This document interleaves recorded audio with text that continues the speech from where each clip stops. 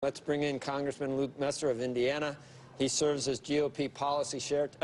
Chairman Messer, thanks for joining us. Can you just tell us the entire plan right now so we know, or do you know anything that we don't know that you can tell us? I mean, I think we understand the broad parameters of the plan. Of course, the details will matter. I can't jump Chairman Brady and the Speaker. We're going to let that roll out yet today, but we can talk about some of it.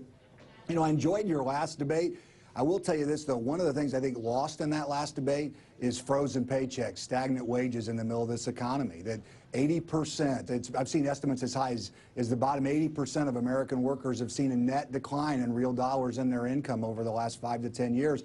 The American worker needs a pay raise, and I think that's what you'll see with this plan. More jobs, fairer taxes, bigger paychecks.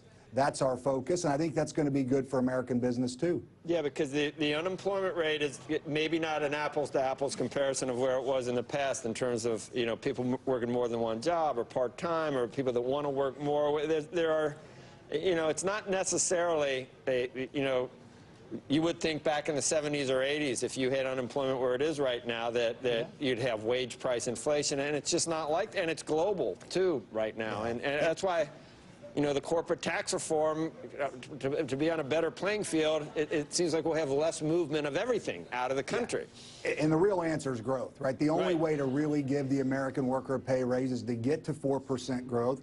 That's why we do need to cut middle-class taxes, but we also need to cut taxes on small businesses, which are the real engine of new jobs. Our plan will do that from 39.5% to 25%, and we need to get America's corporate tax rate competitive with the rest of the world. I don't know that most Americans, most Hoosiers, where I'm from in Indiana, understand that America has the highest corporate tax rate in the world.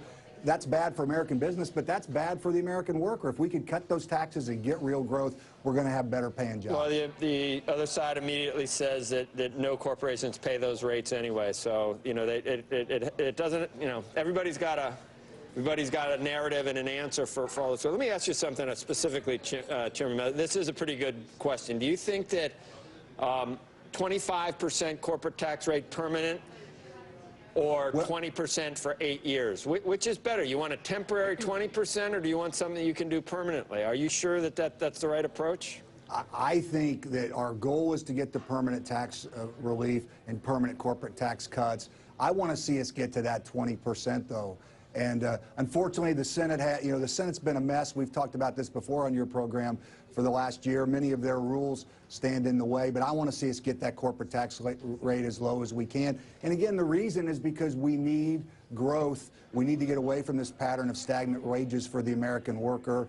And the only real way to do that is to cut taxes. Mike Jackson is here today. He is our guest host. He's the CEO of AutoNation. And Mike, you've talked about how you do pay 35%. Would you rather see a permanent tax cut of 25% or a 20% tax rate? No, absolutely. You take the 20% temporary, and then you deal with it down the road. And I think when everyone sees, and the chairman is absolutely right, we need a faster growth rate to increase compensation for middle America and the hardworking American. That's what we need. And when everybody sees that a 20% tax rate and you solve these other things in the broken corporate tax rate leads to higher growth and the benefits for our society, extending it further will be able to get done.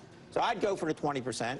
I think its benefit 20%, figuring it will be evident to everyone. And if that's a trade-off you would make, that's the deal I would make. Yeah, and I would just add to that, when we're talking about temporary, nobody's talking about 18 months. I mean, we're talking about 8 to 10 years. We're talking 8 to 10 years. Horizon. Yeah. Yeah. Can you fill in any of the other areas that we're not sure on? There's a 401k. Nothing happens there? Well, I agree with the president. I think we need to do more to encourage savings, not discourage savings for the American worker. So I hope we stay away from that provision. And as I've talked about before on your program, I think we need to be careful of what I call Jackie Chan tax reform, where we're fighting 1,000 different people at the same time. That only works in the movies. Let's keep it simple. Let's cut taxes. I think you'll see the reductions in the business rates we talked about. How about state and local? Mike Jackson's from Florida. He can't stand paying New York.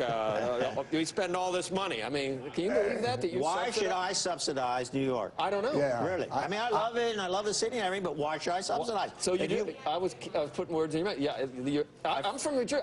I'm with you, though. Yeah. It's like, I don't like subsidizing. No, if you want to live in states with those tax rates, then pay them and live It's there. going to kill me, but it makes no sense. So will that happen?